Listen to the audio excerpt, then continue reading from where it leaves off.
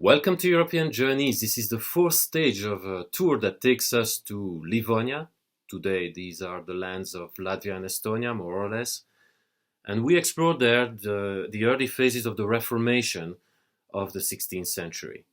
For the first three stages, we were exploring locations in modern-day Latvia, and two of those stages were focused on the capital of Latvia, which is obviously Riga. But for this stage, we are returning once more to Riga. In fact, we have now three stages in Riga because Riga is really the key place to understand how the Reformation spread in Livonia. So it is worth returning once more there and explore what happened and how what happened in Riga spread all throughout the lands of Livonia.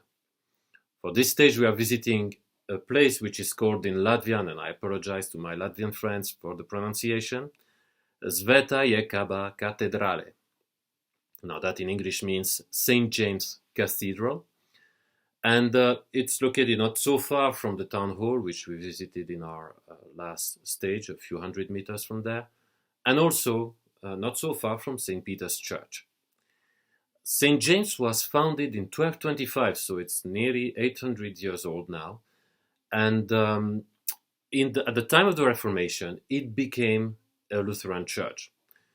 But through the decades and the centuries that will follow the Reformation, the church will return to the Roman Catholic Church and then back again to the Lutheran Church, and it happened like that several times.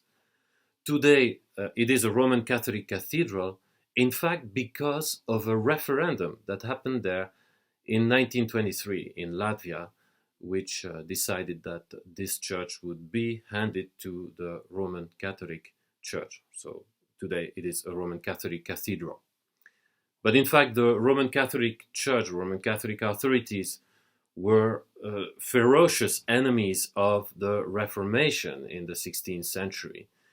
And at the time, as we've seen in our last stage, they had declared the Lutheran doctrines to be heretical. We've seen in our last stage how the City Council of Riga reacted boldly, courageously against that decision of the Roman Catholic authorities by appointing themselves an evangelical preacher at St. Peter's Church, that was Andreas Knöpken, in the fall of 1522, so really shortly after that decision of the Roman Catholic authorities of Livonia.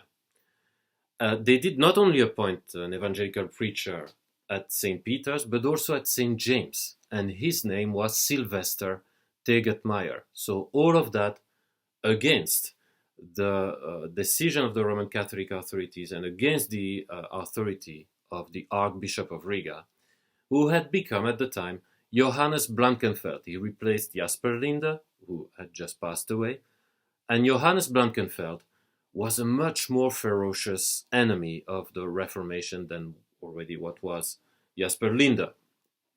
And he was so ferocious that he decided secretly to send two Franciscan monks to Rome to ask the Pope to pronounce an interdict against the city of Riga. Now that's a serious punishment, a serious condemnation against the city. And so he asked them to go there and to ask the Pope to pronounce an interdict against Riga. Well, it didn't go very well for the monks, and nor did it go well for the Archbishop, because in fact, when the monks arrived in Rome, there was no Pope. The Pope had just died, Adrian. He had just been elected not a long time before, but he died very quickly, and there was no Pope yet elected. It took quite a while to elect a new Pope, and so the monks were there and didn't find anyone who could pronounce such a judgment against the city of Riga. Only the Pope could do that. And to make matters worse for them, when they returned, in the meantime, the city council discovered the schemes of the Archbishop, and so as a result, they succeeded in catching one of those two monks and threw him to jail as upon the charges of betrayal against the city.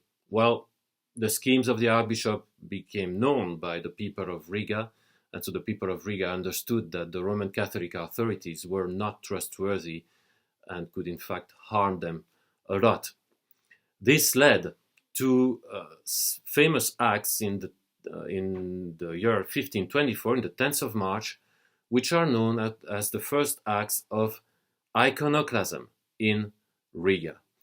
Crowds of people, big number of people, entered in both churches, St. James and St. Peter's, to remove the statues, remove them from the church, because they understood that these statues were idolatry. Now, to our modern ears, iconoclasm, that sounds religious intolerance, really, and it's often condemned. But in fact, we need to understand the political situation at the time. We need to understand the deeper reality that was happening there. As I said, the Roman Catholic authorities were really seen as not trustworthy at all. But these acts of iconoclasm really meant something much deeper. In fact, we could compare that to what happened in 1989 with the destruction of the Berlin Wall.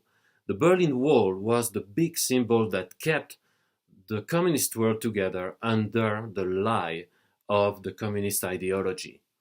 And in fact, Estonia and Latvia were also under that lie up until 1989.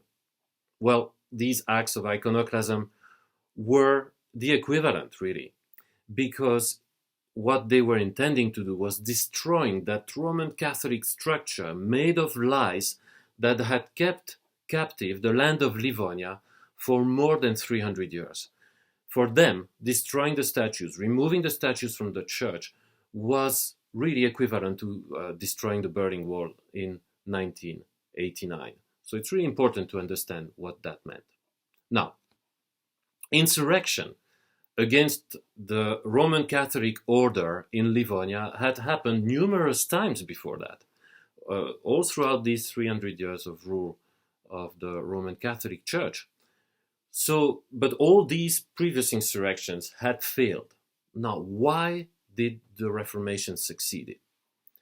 Well, the answer is just one word. The gospel. It's the gospel, really, that made the Reformation succeed where other insurrections in the past had failed. Because it was not just a reaction against the church, it was also a reaction in favor of something which was the gospel. And this is where the role of Sylvester Tegetmeier take all its sense. Sylvester Tegetmeier was not appointed by the city council to be a priest in the Roman Catholic sense of the word, that is, performing Mass and the Eucharist. That also was understood as a big lie set up by the Roman Catholic authorities, not just in Livonia, but all throughout Western Europe at the time. And that was understood to be a lie in the light of the gospel. Why did the people understood that it was a lie? Well, because Sylvester Tegetmeier was in fact a preacher of the gospel. He was there appointed to teach the word of God to the people. That was the role he was assigned to by the city council, to explain the word of God, to preach the word of God. And so the crowds began to learn the word of God and understand the truth of the gospel in comparison with this big lie that was controlling Livonia at the time. Well, in fact, this really led to these acts of iconoclasm, and it really relates to what the gospel says, what Jesus said to the Jews who believed in him. If you remember John 8:31-32, Jesus said, "If you hold to my teaching, you are really my disciples, and then you will know the truth, and the truth will set you free." The people in Livonia began to understand the way to freedom because they began to hear the gospel. They wanted to hold to the gospel, and by holding to the gospel, they wanted to get rid of those things that kept the land captive to lies and therefore to slavery. This was no longer acceptable for them. So they really held to the teachings of Jesus, and these teachings set them free. They held to Jesus as the truth. Well, this is why the Reformation succeeded where previous insurrections had failed. The insurrections were fighting against something.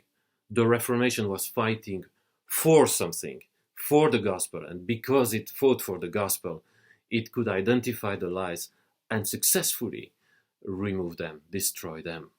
So this was the role of Tegetmeier here in St. James. Now, this popular reaction in Riga emboldened many other city councils, many other cities in Livonia. Other cities decided to do exactly the same, decided to appoint evangelical preachers in their main churches. This happened in Tallinn, in Tartu, in Koknese, which at the time was called Kokenhausen, and also in Narva, near the Russian border today. And all appointed evangelical preachers to their churches, and so therefore they dared to stand against the Roman Catholic hierarchy. The truth indeed had come to set Livonia free. I'm Cedric Placentino. See you next week for another stage of European Journeys.